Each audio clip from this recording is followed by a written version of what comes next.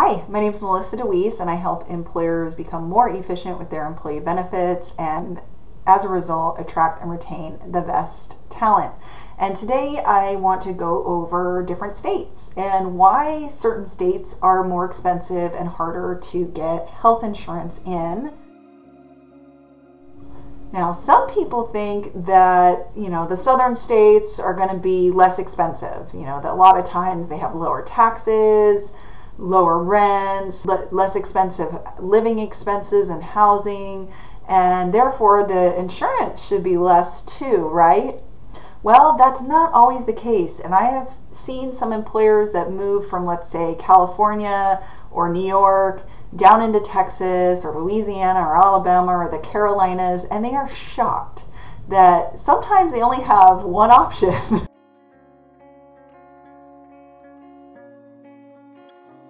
And unfortunately, a lot of that has to do with the lifestyle and behaviors that people in different states have. And I think that this is a really great visual. This is an updated version. This was done in 2020. It's a map of overall obesity and prevalence of self-reported obesity among U.S. adults by state and territory. So this is self-reported, so it's probably a little bit light, unfortunately. And you'll see here that California is currently at 30 to 35% obesity rate.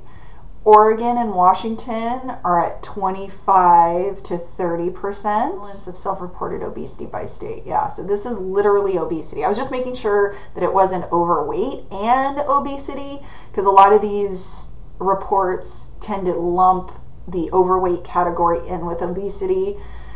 So Florida is at 25% and Colorado is at 20%. DC is at 20%. You'll see that these southern states are higher than some of these other states, right? These coastal communities tend to be lower, and I'm actually surprised that California is bumped up. They used to be yellow, and apparently now they've bumped up to the 30 to 35%, and Texas is at 35 to 40%. Louisiana is also that darker color.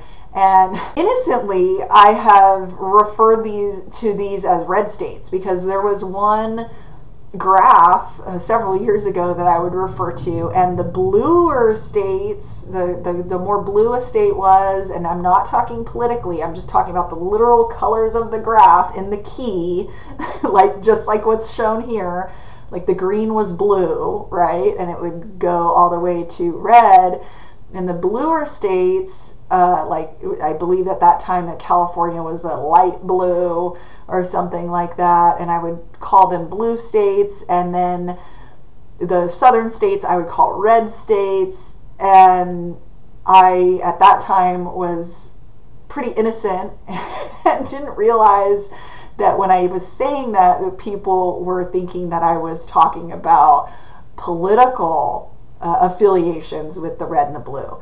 And I still sometimes accidentally say, when I'm referring to obesity, I'll say the red states, and I don't even, in my mind, I'm not even correlating political stuff. I'm literally just drawing on my memory of that map, and these closer to the color red, these states that on this key are closer to the color red, because as you can see, even on this graph, it goes to red the higher you are in the obesity rate.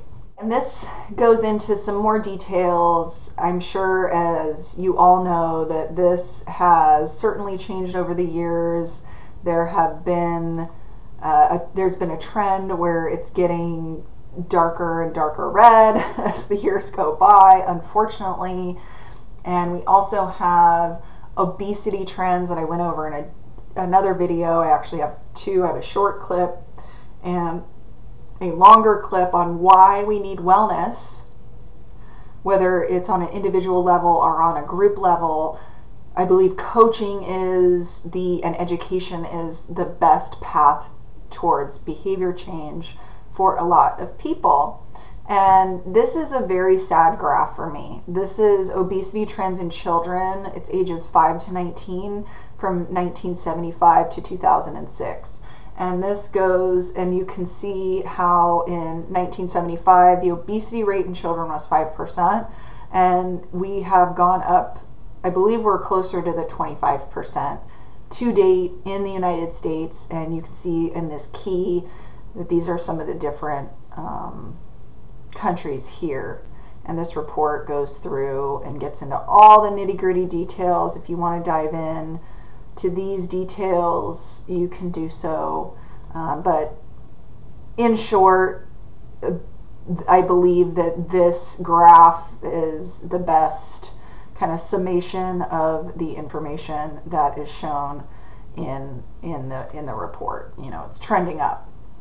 And then this is really scary as well, in these graphs that you see that just have this exponential curve upward here. This is, I believe it was China. Yeah, I believe this is China and South Africa they're skyrocketing and quickly coming up to the standards set here in the Western areas.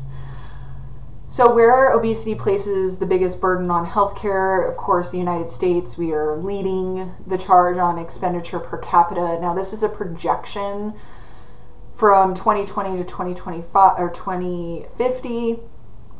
It's about $644.80 per capita per person. And Germany is behind us, then Canada, Italy, and so on. So again, wellness is very important. Getting a coach is something that I am a big believer in. I think working with people one-on-one, if you're going to have a wellness plan, making sure you're incorporating a decent to good to excellent coaching service is going to be the best money you spend in changing your employees' lives and teaching them on a one-to-one basis exactly what they can do with accountability. Oftentimes with behavior change, having that accountability, having someone to check in with on a regular basis helps people meet their goals. If you have no accountability, you have no transparency, you have no one checking in on you saying, hey, did you follow that plan, or what changes have you made over the last week? Many of these wellness plans do build in coaching, so make sure that you're getting one that's built in coaching.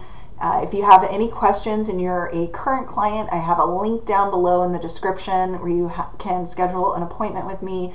If you are not a client, I do require a questionnaire to be filled out first before our 30-minute phone call, which is absolutely free.